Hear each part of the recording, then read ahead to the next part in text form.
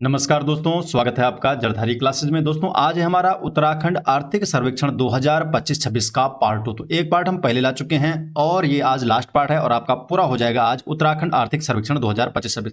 इसके बाद हम एक और वीडियो लाएंगे जिसमें केवल आर्थिक सर्वेक्षण के एमसीक्यू होंगे। वीडियो शुरू करने से पहले आपको एक महत्वपूर्ण जानकारी दे दूं। वीडियो पटवारी लेखपाल जो कि 17 मई 2026 को होने वाला एग्जाम है, इसके लिए जरधारी क्लासेज की करंट अफेयर की ई बुक आ चुकी है जो कि जनवरी 2025 से लेकर अप्रैल 2026 तक है। हिंदी और इंग्लिश दोनों ही लैंग्वेज में आ चुकी है, तो आप अपने हिसाब से जिस भाषा में लेना चाहते हैं तो आप यहां से इसे ले सकते हैं। इसको लेने के लिए आपको जाना पड़ेगा हमारी वेबसाइट jardhariclasses.in। गूगल पे आप सर्च कीजिए jardhariclasses.in और वहां पर आप विजिट करेंगे तो आपको ये दोनों ही ई बुक देखने को मिल जाएगी, हिंदी और इंग्लिश में। इसमें आपको जनवरी 2025 से लेकर अप्रैल 2026 का पूरा डेटा मिल जाएगा उत्तराखंड का, जिसमें उत्तराखंड बजट 2026-27, आर्थिक सर्वेक्षण 2025-26, वन रिपोर्ट, प्रमुख योजनाएं, प्रमुख पुरस्कार, स्पोर्ट्स करंट अफेयर उत्तराखंड के, प्रमुख पुस्तकें, ऑपरेशन, सम्मेलन, अभियान सूचकांक, प्रमुख ऐप, नियुक्तियां, वन लाइनर दे रखे हैं, वर्तमान में कौन क्या है, और उत्तराखंड करंट अफेयर के एमसीक्यू भी दिए गए हैं, बजट के एमसीक्यू भी हैं, आर्थिक सर्वेक्षण के एमसीक्यू भी हैं। तो कंप्लीट उत्तराखंड करंट अफेयर है ये जनवरी 2025 से लेकर अप्रैल 2026 तक। तो पूरा डेटा दिया गया है, हिंदी और इंग्लिश दोनों ही लैंग्वेज में ये उपलब्ध है, तो इसको आप ले सकते हैं। लिंक मैंने इसका कमेंट में भी आपको दे रखा है, कमेंट में पिन कर रखा है और साथ में डिस्क्रिप्शन में भी इसका लिंक दिया गया है, या आप डायरेक्ट गूगल से भी जा सकते हैं। प्रॉम्प्टिंग पैटर्न वर्ष 2024-25 के अनुसार कुल क्षेत्रफल का 30% जो क्षेत्र है इसमें गेहूं बोया गया था, और जिसके कारण ये प्रदेश की मुख्य फसल हो जाती है। तो गेहूं प्रदेश की मुख्य फसल है, तो गेहूं 30% क्षेत्र में बोई गई। धान बोया जाता है 25% क्षेत्र में, मंडवा बोया गया 7% क्षेत्र में, सांवा 4%, गन्ना 11%। तो सबसे आप देख सकते हैं सबसे ज़्यादा गेहूं है, फिर आपका धान है, और फिर आपका यहाँ पर देखते हैं आगे क्या है। मक्का है 2% जो है 2%, कुल दालें हैं 5%, कुल तिलहन 3%, फल सब्जियाँ 6%, चारा यहाँ पर 3% और अन्य फसलें 2%। तो सबसे ज़्यादा परसेंटेज किसका है, गेहूं का है, फिर धान का है, फिर आपका गन्ने का है। तीसरे नंबर पे यहाँ पर क्या है, गन्ना है। तो तीसरे नंबर पर है गन्ना। तो पहले नंबर पे गेहूं आ गए, दूसरे पे धान, तीसरे नंबर पे गन्ना और चौथे नंबर पे आ गया मंडवा। कृषि संबंधित प्रमुख संचालित योजनाएं और कार्यक्रम। तो पहला है प्रधानमंत्री किसान सम्मान निधि, पीएम किसान। भारत सरकार द्वारा किसानों की आय संबंधी सहायता दिए जाने हेतु 100% सहायता के साथ दिनांक 1 दिसंबर 2018 से प्रधानमंत्री किसान सम्मान निधि इस योजना को लागू किया गया है। इसके अंतर्गत पात्र किसान परिवार के बैंक खातों में प्रतिवर्ष 6,000 रुपये धनराशि दी जाती है, 2-2 हज़ार करके 3 बार। तो 3 किस्तों में दी जाती है। प्रथम किस्त की जो अवधि है वो है 1 अप्रैल से 31 जुलाई के बीच आती है। दूसरी किस्त आती है 1 अगस्त से 30 नवंबर तक, और तृतीय किस्त आती है 1 दिसंबर से 31 मार्च हर साल। तो टोटल मिलाकर 6,000 रुपये आते हैं। प्रधानमंत्री फसल बीमा योजना 2025-26 में दिसंबर 2025 तक 83,097 कृषकों का बीमा किया गया है। और किसान क्रेडिट कार्ड केसीसी, इसके अंतर्गत 30 सितंबर 2025 तक प्रदेश में 5.77 लाख किसान क्रेडिट कार्ड वितरित किए गए हैं। गन्ना विकास एवं चीनी की बात करें तो चीनी मिलें वर्तमान स्थिति 2025-26 तो यही सेम स्थिति है, इस पिछली बार भी सेम थी कि राज्य में कुल 8 चीनी मिलें हैं, 2 सहकारी क्षेत्र की है, 2 सार्वजनिक क्षेत्र की है और 4 आपकी प्राइवेट सेक्टर की है। तो राज्य का जो कुल भौगोलिक क्षेत्रफल है इसको भी आपको नोट करना है। राज्य का कुल भौगोलिक क्षेत्रफल 53.48 लाख हेक्टेयर है। इसमें 6.96 लगभग 7 लाख हेक्टेयर क्षेत्र कृषि फसलों के अंतर्गत आता है, और इनमें से लगभग 1.71 जो लाख हेक्टेयर क्षेत्र है ये औद्यानिकी फसलों के अंतर्गत आच्छादित है। तो ये भी आपको नोट करना है। पशुपालन, दुग्ध विकास एवं मत्स्य पालन से संबंधित कुक्कुट पालन क्षेत्र, पोल्ट्री फार्मिंग सेक्टर में निवेश और बड़े स्तर पर उद्यमिता को बढ़ावा देने हेतु उत्तराखंड सरकार द्वारा 9 जून 2025 को उत्तराखंड कुक्कुट विकास नीति 2025 को मंजूरी दी गई है, और इसके तहत ये नीति 9 जून 2025 से लेकर 31 दिसंबर 2030 तक है। तो ये जो नीति है पोल्ट्री फार्मिंग सेक्टर ये 9 जून 2025 से लेकर है और 31 दिसंबर 2030 तक ये प्रभावी कर दी गई है। और इस योजना के अंतर्गत पोल्ट्री फार्म स्थापित किए जाने हेतु पर्वतीय क्षेत्रों के लिए 40% और मैदानी क्षेत्रों के लिए 30% सब्सिडी पर ऋण हेतु पूंजीगत व्यय पर लाभ दिया जाएगा।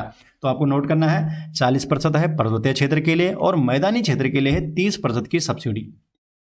और जो नीति है वो 2025 से लेकर 2030 तक प्रभावी होगी।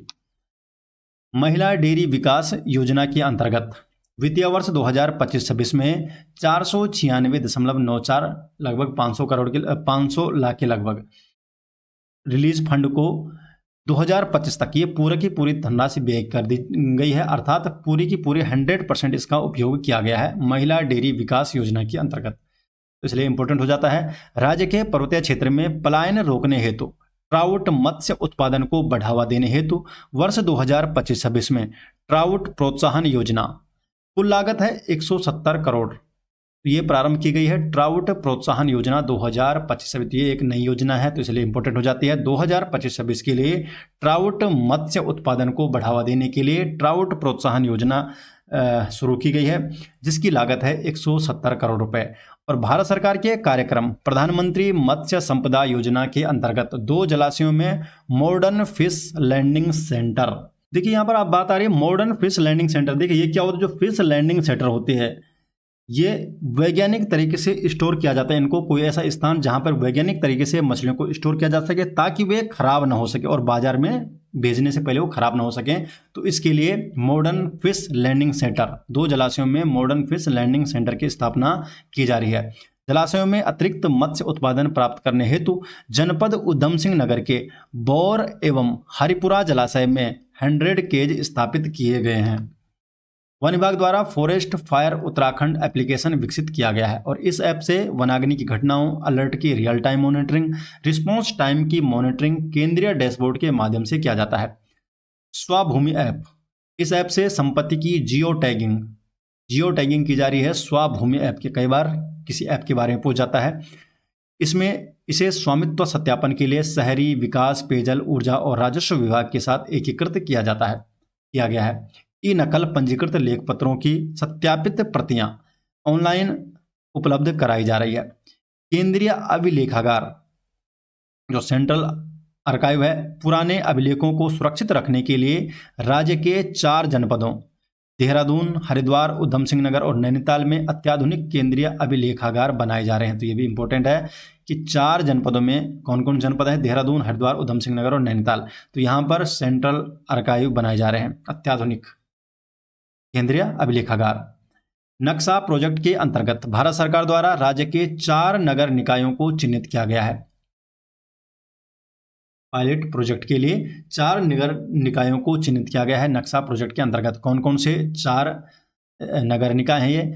एक है भगवानपुर, हरिद्वार जनपद में है। नरेंद्र नगर टिहरी जनपद में है। किच्छा ये उधम सिंह नगर में है। और अल्मोड़ा जनपद अल्मोड़ा। तो ये 4 नगर निकाय हैं। एक है भगवानपुर नगर निकाय, नरेंद्र नगर है, किच्छा और Almora. Uttarakhand state millet policy,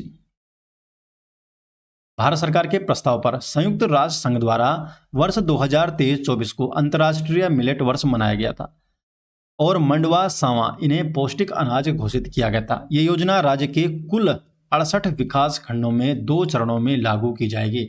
जो उत्तराखंड स्टेट मिलेट पॉलिसी है ये 68 विकास खंडों के में 2 चरणों में ये लागू की गई है। प्रथम चरण है 2025-26 से लेकर 2027-28 तक। इसमें 24 विकास खंडों में 30,000 हेक्टेयर क्षेत्र में संचालित किया जाएगा। और दूसरा चरण जो है 2028-29 से लेकर 2030-31 तक, इसमें से जो 44 विकासखंड है इसके 40,000 हेक्टेयर क्षेत्र में संचालित किया जाएगा इस मिलेट पॉलिसी को।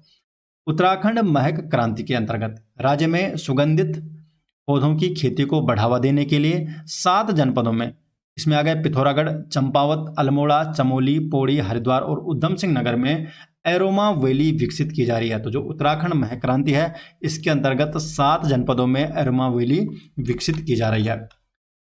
अनुसंधान, तकनीकी विकास एवं नवाचार के अंतर्गत राज्य के 2 प्रमुख उत्पादों, एक है तिमरू द उत्तराखंड और दूसरा है उत्तराखंड भंगजीरा।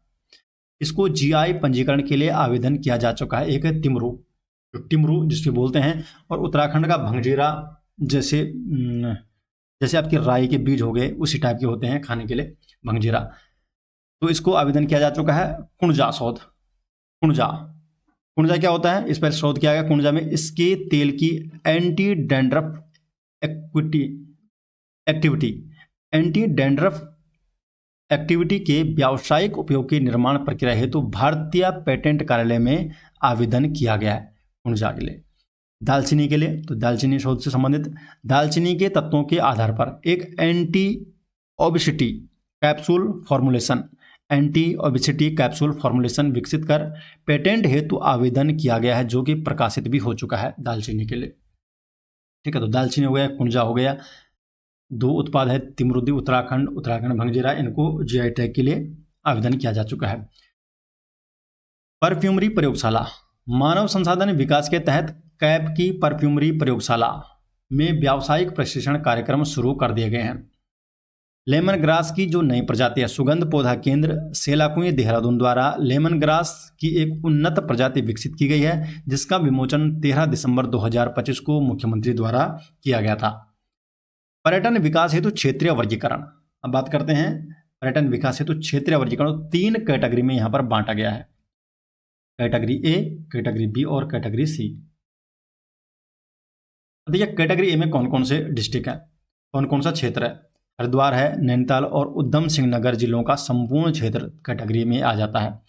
इसके अलावा अल्मोड़ा जिले की रानीखेत और अल्मोड़ा तहसील आती है कैटेगरी ए में। इसके अलावा देहरादून के ऐसे क्षेत्र जो कि श्रेणी कैटेगरी बी में नहीं है। अब देखिए देहरादून के मैक्सिमम क्षेत्र क्या है, कैटेगरी बी में है। अब देखिए कैटेगरी बी में आता है अल्मोड़ा जिले का जो शेष क्षेत्र जो कि कैटेगरी ए में नहीं था, अर्थात रानीखेत और अल्मोड़ा को छोड़कर, अल्मोड़ा तहसील को छोड़कर कैटेगरी बी में आगे आ जाते हैं। देहरादून जिले की कालसी, चक्राता तथा त्यूनी तहसील आ गई कैटेगरी बी में और शेष आ गया कैटेगरी ए में। बागेश्वर जिले की गरुड़ तहसील, पौड़ी गढ़वाल जिले की कोटद्वार, लैंसडाउन, यमकेश्वर और धुमाकोट तहसील और टिहरी गढ़वाल जिले की धनोल्टी और नरेंद्रनगर तहसील आ गई कैटेगरी बी में। पर्यटन की जो कैटेगरी सी है, उत्तरकाशी, चमोली, चंपावत, रुद्रप्रयाग और पिथौरागढ़ जिलों का संपूर्ण क्षेत्र आ गया कैटेगरी सी में। बागेश्वर, पौड़ी गढ़वाल तथा टिहरी गढ़वाल जिलों का जो शेष क्षेत्र है जो कि कैटेगरी बी में नहीं है, तो वो आपका आ गया कैटेगरी सी में। तो कैटेगरी ए, बी, सी में आपको यहाँ पर दिखाया गया है। पर्यटन विकास हेतु जो क्षेत्रीय वर्गीकरण 3 श्रेणियों में यहाँ पर बांटा गया है। पूंजीगत प्रोत्साहन एवं ब्याज सहायता के लिए 1 करोड़ के न्यूनतम निवेश पर सभी श्रेणियों में जो कि कैटेगरी ए, बी और सी है, तो 1 करोड़ का न्यूनतम निवेश होगा, तो सभी श्रेणियों पर 33 लाख का अनुदान तय है। सब्सिडी दी जाएगी 33 लाख तक की, अधिकतम 33 लाख। अगर 1 करोड़ से ऊपर होता है तो इसके लिए निवेश और कैटेगरी वाइज अतिरिक्त सब्सिडी दी जा रही है और 3 वर्षों के लिए टर्म लोन पर ब्याज सहायता का विवरण भी दिया गया है। तो किस प्रकार है विवरण, यहाँ पर आप देख सकते हैं। 3 जो कैटेगरी थी, category A, category B, category C, जब क्या बात हो रही है 1 करोड़ से ऊपर, ठीक है। अगर 1 करोड़ से ऊपर का होता है, देखिए 1 करोड़ का अगर न्यूनतम निवेश है तब तो 33 लाख का सब्सिडी हो ही गई है। अगर 1 करोड़ से ऊपर है तब ये कैटेगरी वाइज है। 1 करोड़ से ऊपर अतिरिक्त पूंजीगत अनुदान के लिए कैटेगरी ए में है 15% का योगदान है, कैटेगरी बी में जो सब्सिडी दी जाएगी 25% और कैटेगरी सी में है 30% सब्सिडी दी जाएगी। अधिकतम जो सब्सिडी लिमिट है पैसों और रुपये में 80 लाख रुपए है कैटेगरी ए में, बी में है 1.2 करोड़ और कैटेगरी सी में है 1.5 करोड़।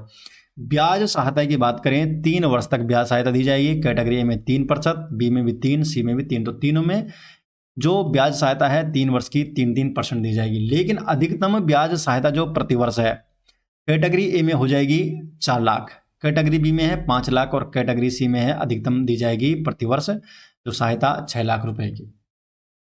तो ये चीज़ें भी आपको यहाँ पर दिमाग में रखनी है। प्रधानमंत्री रोजगार सृजन कार्यक्रम के अंतर्गत छोटे और कुटीर उद्योगों की स्थापना के लिए राष्ट्रीयकृत बैंकों द्वारा जो लोन है ये उपलब्ध कराया जाता है और इसमें 2 क्षेत्र हैं। एक है सेवा क्षेत्र, सर्विस सेक्टर में 20 लाख तक की लिमिट है, अधिकतम जो लिमिट है वो है 20 लाख तक की, और जो विनिर्माण क्षेत्र है मैन्युफैक्चरिंग सेक्टर है उसमें जो लिमिट दी गई है 50 लाख रुपए तक की। राज्य में खनन एवं खनिज स्थिति की बात करें तो जो मैग्नेसाइट है, मैग्नेसाइट इसकी जो खदानों की संख्या है वो है 4 स्वीकृत खदान है। लाइमस्टोन और चूना पत्थर, लाइमस्टोन तथा चूना पत्थर इसकी 2 खदान स्वीकृत है। सिलिका सैंड की है 1, खनिज शॉपस्टोन की है 173 और उप खनिज आरबीएम जिसमें आ गया रिवर वेड और मटेरियल जैसे रेत वगैरह ये सारी चीज़ें जिसमें आ चुकी है। यह है 190 स्वीकृत खाने। ठीक है। राज्य की नदियों से निकलने वाले जो उपखनिज है अर्थात आरबीएम जैसे रेत हो गया, बजरी पत्थर, इस पर स्टोन क्रेशर 384 इकाइयाँ हैं और स्क्रीनिंग प्लांट की यहाँ पर 50 इकाइयाँ हैं। व्यापारी दुर्घटना बीमा योजना, तो ये भी एक नई योजना है, इंपॉर्टेंट हो जाती है। व्यापारी दुर्घटना बीमा योजना जो कि दिनांक 19/11/2025 से 18/11/2026 अर्थात 1 साल तक के लिए लागू की गई है। और इसमें विभाग में पंजीकृत व्यापारियों की दुर्घटना में मृत्यु की दशा में मृतक आश्रित को तत्कालिक आर्थिक सहायता के रूप में 10 लाख रुपए का भुगतान बीमा कंपनी के माध्यम से कराने की व्यवस्था की गई है। तो व्यापारी दुर्घटना बीमा योजना लाई गई है उत्तराखंड सरकार द्वारा 1 साल के लिए और 10 लाख दुर्घटना में मृत्यु हो जाने की दशा में मृतक आश्रित को तत्कालिक 10 लाख रुपए का भुगतान किया जाएगा और ये भुगतान बीमा कंपनी के थ्रू होगा। वर्षा जल संरक्षण योजना के अंतर्गत वर्तमान तक राज्य में कुल 1323 अमृत सरोवर का निर्माण किया गया है। बात करते हैं पीएम सूर्य घर मुफ्त बिजली योजना। इसके अंतर्गत उपभोक्ता अपने घर की छत पर सोलर पावर प्लांट स्थापित कर 300 यूनिट तक बिजली का लाभ प्राप्त कर सकते हैं। उपभोक्ताओं को केंद्र सरकार द्वारा 1 किलोवाट, 2 किलोवाट, 3 किलोवाट तक के सोलर प्लांट स्थापित करने पर 33,000, 66,000 और 85,000 तक की सब्सिडी दिया जाने का प्रावधान है। पिटकुल को आरईसी द्वारा विद्युत पार्षण अर्थात विद्युत इलेक्ट्रिसिटी ट्रांसमिशन के क्षेत्र में उत्कृष्ट कार्यों के लिए गुजरात, हरियाणा, छत्तीसगढ़ और नॉर्थ ईस्ट जो ट्रांसमिशन कंपनियां हैं इनके साथ संयुक्त रूप से पिटकुल को प्रथम स्थान प्राप्त हुआ है। तो पिटकुल की जो क्रेडिट रैंकिंग है वो A+ से बढ़कर A++ कर दी गई है। इसी कारण जो पिटकुल है इससे अब ऋण में 0.75% की छूट मिलेगी। तो जो लोन में अब इसको छूट मिलेगी 0.75% की, जो कि पहले मिलती थी 0.25% की। वर्ष 2024-25 में पिटकुल की विद्युत पार्षण उपलब्धता जो ट्रांसमिशन सिस्टम अवेलेबिलिटी है 99.72%, लगभग 100% ही समझ लो आप, 99%, 100 तो नहीं बोलेंगे। और लाइन लॉस है 1% तो 99% है इसकी ट्रांसमिशन सिस्टम अवेलेबिलिटी और लाइन लॉस है 1.02%। नगर वन योजना के तहत राज्य में कुल 5 नगर वन बनाए जा रहे हैं। 5 नगर वन स्थापित किए जा रहे हैं। कौन कौन से हैं? एक देहरादून में है, हरिद्वार, रामनगर, रुद्रप्रयाग और कोटद्वार। तो ये भी आपको नोट करना है। नगर वन योजना के तहत राज्य में कुल 5 नगर वन स्थापित किए जा रहे हैं। National council of applied economics research NCAR, अब हम यहाँ पर इसकी बात करते हैं। देखिए अभी तक जो आर्थिक सर्वेक्षण में था वो लगभग मैंने आपको पूरा करा दिया है। अभी लास्ट में चार्ट के माध्यम से कुछ समझाऊंगा। लेकिन नेशनल काउंसिल ऑफ जो अप्लाइड इकोनॉमिक रिसर्च है NCAR है, इसने क्या किया इस बार कुछ नया था आर्थिक सर्वेक्षण में। तो इसने कुछ एक अपनी रिपोर्ट दी उत्तराखंड की अर्थव्यवस्था के संबंधित और कुछ सुझाव दिए हैं। तो इसने क्या रिपोर्ट दी और क्या सुझाव दिए तो इसके बारे में भी देख लेते हैं। और ये भी आर्थिक सर्वेक्षण में ये सारा चीज़ बता रखी है। तो NCAR द्वारा उत्तराखंड राज्य की आर्थिक स्थिति पर किए गए अध्ययन एवं विश्लेषण के आधार पर कुछ नीति सुझाव प्रदान किए गए हैं। विश्लेषण में महामारी अवधि जो कोविड पीरियड था 2020-21 से 2021-22 इसको अलग किया गया है और फिर तुलनात्मक अध्ययन किए हैं 2022-23 से 2025-26 का यहाँ पर अध्ययन किया गया है। ठीक है दोस्तों, कोई 2015-16 से मतलब अलग अलग अध्ययन किए गए हैं। तो NCAR की रिपोर्ट क्या है? तो ये रिपोर्ट जो अभी यहाँ पर ये आंकड़े हैं जो इसके बाद मैं आपको बता रहा हूँ ये किसके हैं, NCAR की रिपोर्ट है। तो NCAR की रिपोर्ट में क्या है, जो GSDP है सकल राज्य घरेलू उत्पाद की वृद्धि 2022-23 से 2025-26 के मध्य उत्तराखंड की जो वास्तविक GSDP की जो औसत वृद्धि है वो बताई इसने 7.2%। वर्ष 2015-16 से 2019-20 की जो अवधि में जो ये वृद्धि हुई है 6.1%, 6% रही है। इस अवधि में भारत की जो वास्तविक GDP वृद्धि है वो है 7.6 और 6.6। तो 2022-23 में भारत की थी 7.6 और 2015-16 से 2019-20 में थी 6.6। ये रिपोर्ट किसकी आपको ध्यान रखनी है, NCAR की रिपोर्ट के आंकड़े हैं। ये उत्तराखंड के आर्थिक सर्वेक्षण का नहीं है बल्कि उसके अंतर्गत जो NCAR ने रिपोर्ट दिया है। GSDP gross state domestic product, ये एक वर्ष में राज्य की सीमा के भीतर उत्पादित सभी वस्तुओं और सेवाओं का कुल मूल्य होता है, अर्थात राज्य की आय होती है।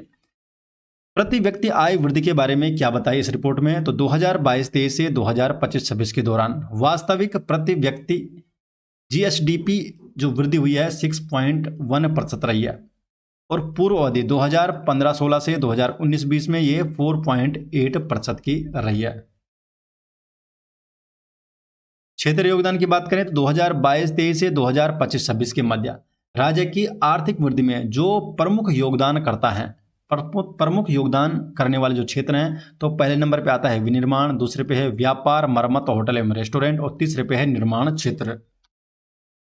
वित्तीय वर्ष 2026-27 के जो आधारभूत पूर्वानुमान इसने लगाए हैं, प्रमुख आर्थिक जो संकेतक हैं, जैसे स्थिर भाव पर जीएसडीपी वृद्धि, वह पूर्वानुमान लगा है 8.2% 2026-27 के लिए। जीडीपी डिप्लेटर मुद्रास्फीति 0.02%। कृषि जीएसवीए वृद्धि, जीएसवीए अर्थात ग्रोस स्टेट वैल्यू एडेड, तो कृषि ग्रोस स्टेट वैल्यू एडेड जो वृद्धि है, ग्रोथ है, वह 2% की होगी। उद्योग जीएसवीए जो ग्रोथ रेट होगी 7% की, और सेवा जीएसवीए वृद्धि होगी 10.2% की। राजकोषीय स्थिति की बात करें तो कुल सरकारी व्यय जीएसडीपी के प्रतिशत में है, ये दो जीएसडीपी के जो जीडीपी के प्रतिशत में है 19.8%, लगभग 20%। कुल प्राप्तियां हैं लगभग 16%। राजकोषीय घाटा है 3.2%, और सार्वजनिक ऋण है 28.6%। अब एनसीएआर की ये थी रिपोर्ट। दूसरा है सुझाव, एनसीएआर के सुझाव क्या दिया उसने। एनसीएआर बोलता है यदि राज्य सरकार कुल 10,000 करोड़ का अतिरिक्त निवेश करती तो इसके क्या परिणाम हो सकते थे। पहले उसने बताया कि 10,000 करोड़ के निवेश कैसे कर रहे थे, अगर सरकार निवेश का विभाजन भी इसने दिया है। सड़क अवसंरचना अर्थात रोड इंफ्रास्ट्रक्चर में 1,000 करोड़ निवेश करती, एजुकेशन एंड स्किल में 3,000 करोड़ निवेश करती, कृषि में 3,000 करोड़ निवेश करती, टूरिज्म इंफ्रास्ट्रक्चर में 500 करोड़ निवेश करती, अर्बन इंफ्रास्ट्रक्चर में 1,500 करोड़, और सोशल वेलफेयर में 1,000 करोड़, अर्थात कुल मिलाकर ही हो गए 10,000 करोड़ का अगर सरकार निवेश करती तो फिर क्या होता, क्या अनुमानित प्रभाव होता, क्या इफेक्ट होता इकोनॉमी के ऊपर। तो फिर कहते हैं कि प्रचलित एवं स्थिर भाव पर जो जीएसडीपी वृद्धि है, इसकी जो ग्रोथ रेट हो जाती 13.6%, टोटल एक्सपेंडिचर हो जाता 21.3%, और ये सभी जो प्रतिशत है वो है जीएसडीपी के साथ, जो जीडीपी के उत्तराखंड की जो जीडीपी है उसके सापेक्ष। फिस्कल डिफिसिट होता है 4.8%, पब्लिक डेट होता है 28.6%, और टोटल रिसिप्ट होती है 16.4% इसके सापेक्ष, जीएसडीपी के सापेक्ष। तो दोस्तों ये तो हो गया आपका आर्थिक सर्वेक्षण। अब हम बताते हैं आपको यहाँ पर इस बार उत्तराखंड का जो आर्थिक सर्वेक्षण, इसमें एक चीज नई इन्होंने की कि जो उत्तराखंड का जो आर्थिक सर्वेक्षण है, इसमें उन्होंने इस बार 2000 और 2025 की तुलना की, जब राज्य गठन हुआ, और आज वर्तमान स्थिति दोनों की तुलना की गई है, और उसको अच्छे से रिप्रेजेंट किया गया है। तो आप इस चीज़ को भी जरूर दें, क्योंकि अब देखो ये हाईलाइट किया गया है, तो यहाँ से ये आपको जानकारी इसकी अच्छे से होनी चाहिए। हाईलाइट अच्छे से किया गया है तो कई बार क्वेश्चन डायरेक्ट बन सकता है, तो यहाँ से आपको लगभग पूरी समरी मिल जाएगी। तो इसलिए इसको आप जरूर अच्छे से देखना एक बार। 2000 से 2025 इकोनॉमी एंड फिजिकल इंडिकेटर की बात करें तो GSDP gross state domestic product ये करोड़ में है। 2001 देखिए तुलना जो कर रखी है 2001 सत्र की और 2025-26 सत्र की, तो लगभग अब बार बार मैं नहीं बोलूंगा, यही तुलना है, ठीक है। कहीं पर अलग होगी तो आपको बता दूंगा। जीएसडीपी 2001 में थी 14,501 करोड़ रुपए, लगभग 14,500 करोड़, और 26 गुना की वृद्धि हुई है 2025-26 में 3,81,000 करोड़ के लगभग। पीसीआई पर कैपिटा इनकम गठन के समय थी 15,285 रुपए, और 18 गुना वृद्धि हुई है 2,73,921 रुपए हो चुकी है 2025-26 में। स्टेट बजट का जो साइज है 4,500 करोड़ था, और 22 गुना वृद्धि करके 1,01 करोड़ हो चुका है। Percentage of manufacturing under secondary sector की बात हो रही है यहाँ पर, तो 9.3% थी 2001 में, और 3 गुना वृद्धि होगी इस बार ये 26.45% हो रखी है मैन्युफैक्चरिंग का परसेंटेज सेकेंडरी सेक्टर के अंतर्गत। इंडस्ट्री की बात करें, employment generation under MSME, micro small and medium enterprises. इसमें एम्प्लॉयमेंट जनरेशन की बात करें तो 38,509 था पहले, और 11 गुना वृद्धि होकर 4,56,605 हो चुकी है। 2025 में 11 गुना वृद्धि यहाँ पर हुई है एम्प्लॉयमेंट जनरेशन में। स्टार्टअप की बात करें तो पहले 0 थे और अब हो चुके हैं 1100, तो 2025 में 1100 स्टार्टअप हो चुके हैं।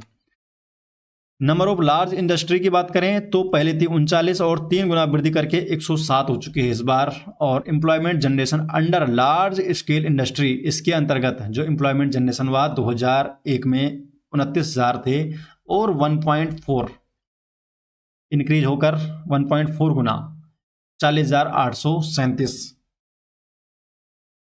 इसमें और भी है नंबर ऑफ MSME, 2001 में थे 14,163, 14,000 के लगभग नंबर ऑफ MSME थे, micro small and medium enterprises, जो कि अब हो चुके हैं 80,000 के लगभग। GI टैग 2001 में थे 0 और अब हो चुके हैं 2025 का ये आंकड़ा है, दिसंबर 2025 तक 29 GI टैग हो चुके हैं। सोशल इंफ्रास्ट्रक्चर कनेक्टिविटी की बात करें तो लेंथ ऑफ रोड पहले थी 15,470 और 3 गुना वृद्धि हो चुकी है 43,000। हेलीपोर्ट की बात करें तो उस समय पहले था 0 और अब हो चुके हैं 7। नंबर ऑफ फ्लाइट डेस्टिनेशन पहले थे 1 और अब हो चुके हैं 12, तो 12 गुना ये हो गए 2025 में। Number of air passenger approx per annum, प्रत्येक साल पहले 20,000, 2008-9 में 20,000 एयर पैसेंजर होते थे अप्रोक्सीमेट हर साल, और अब हो चुके हैं 2025 में 15 से 16 लाख, लगभग 80%, 80 गुना, 79 गुना। Number of flight per day पहले 2 नंबर ऑफ फ्लाइट होती थी और अब यहाँ पर 30 हो चुकी है number of flight per day. Helipad 2001 में 27 थे और 2025 में हो चुके हैं 118। Number of engineering college government plus private sector को मिलाकर राज्य गठन के टाइम 8 थे और अब 6.5 गुना बढ़कर 52 हो चुके हैं। नंबर ऑफ गवर्नमेंट पॉलिटेक्निक पहले 16 थे और अब हो चुके हैं 4.5 गुना का होकर 72। नंबर ऑफ ITI गवर्नमेंट पहले 63 थे और 2.5 गुना होकर 153 हो चुके हैं। पावर कॉमर्शियल एंड ट्रांसमिशन जो लॉस है, ये लॉस परसेंटेज में है। ट्रांसमिशन जो लॉसेज होता था पावर लाइन में 2001 में 44.82, लगभग 45% का ट्रांसमिशन लॉस हो जाता। अब 3 गुना ये रिड्यूस कर दिया इन्होंने 2025 में, अब 15% है गई। Yearly consumption of electricity MU, yearly consumption of electricity MU अर्थात मिलियन यूनिट, 2001 में 3,000 मिलियन यूनिट कंज्यूम करता था उत्तराखंड और अब 6 गुना बढ़कर 17,000 कंज्यूम कर रहा है 2025 में। सोशल सेक्टर एजुकेशन की बात करें तो ग्रोस इनरोल रेशियो प्राइमरी में जो ग्रोस इनरोल रेशियो होता है एजुकेशन के क्षेत्र में पहले होता था 80% और 1.3 बढ़कर 104 हो चुका है। ग्रोस इनरोल रेशियो सेकेंडरी में पहले 56 था और अब हो चुका है 93। Drop out ratio primary school होते हैं ड्रॉप आउट रेशियो था 3.2 और अब ये घटकर हो चुका है 0.9। ड्रॉप आउट रेशियो सेकेंडरी में पहले 7.5 था और ये घटकर हो चुका है 1.4%। Number of degree PG college government plus aided जो नंबर ऑफ डिग्री कॉलेज है 2001 में था 65 और दुगना होकर ये 139 हो चुका है 2025 में। नंबर ऑफ यूनिवर्सिटी पहले 3 थी और अब हो चुकी है 12, 4 गुना ये वृद्धि हो चुकी है। Number of house connected with electricity supply पहले 60 थी और 2001 में 60% और अब हो चुका है 100% 2025 में 1.7% 100% हुई है। सोलर एनर्जी MW मेगावाट में, MW अर्थात मेगावाट सोलर एनर्जी 2001 में तो ये स्टार्ट ही नहीं हुआ था और अब 2023 में ये 2023 का यहाँ पर सोलर एनर्जी की 2023 का आंकड़ा है 861 है। Power power generation million unit की बात करें तो 2001 में 3800 था और 4.3 गुना बढ़कर ये 16,500 यूनिट हो चुकी है। इंस्टीट्यूशनल डिलीवरी, ये है इंस्टीट्यूशनल डिलीवरी, अर्थात जो डिलीवरी होती है जैसे अस्पताल में, स्वास्थ्य केंद्र में जो डिलीवरी होती है उसको बोलते हैं इंस्टीट्यूशनल डिलीवरी। तो 2001 में केवल 33% डिलीवरी होती है इंस्टीट्यूशनल डिलीवरी, जो कि बढ़कर अब 93.86% जा चुकी है, 2.8x इंक्रीज हुआ है। लाइफ एक्सपेक्टेंसी अर्थात जीवन प्रत्याशा, जो 2001 में थी 60 और अब हो चुकी है 71, तो जीवन प्रत्याशा 71 हो चुकी है, 71.6। Maternal mortality ratio MMR, number पर लाख लाइव बर्थ, अर्थात मातृ मृत्यु दर पर लाख पर, पहले होती थी 450, 1 लाख पर 450 मातृ मृत्यु दर होती थी, और अब ये 5x रिड्यूस होकर 2025 में 1 लाख में 91 आंकड़ा है अब। NNMR, neonatal mortality ratio, number पर 1000 लाइव बर्थ, ये पर 1000 लाइव बर्थ पे है, यह नवजात शिशु मृत्यु दर की बात हो रही है। 2001 में थी 45 होती पर 1000 बर्थ पर, और अब हो चुकी है 2025 में रिड्यूस होकर 2.6x का रिड्यूस होकर ये 17 हो चुकी है। फुल इम्यूनाइजेशन ऑफ चिल्ड्रन, बच्चों के टीकाकरण की बात करें तो 2001 में 24% बच्चों को टीके लगते थे, जो कि 4 गुना बढ़कर अब 96 हो चुका है। 2025 में 96 बच्चों को टीके लग जाते हैं। नंबर ऑफ डॉक्टर पर लाख पॉपुलेशन में, पहले थे 7 और अब हो चुका है 23 पर लाख पॉपुलेशन में, अब 23 डॉक्टर हैं। Number of allopathic hospital PHC और CHC मिलाकर, अर्थात प्राथमिक स्वास्थ्य केंद्र और CHC अर्थात सामुदायिक स्वास्थ्य केंद्र मिलाकर, पहले थे 2001 में 662 और 1.6 गुना बढ़कर अब 1086 हो चुका है।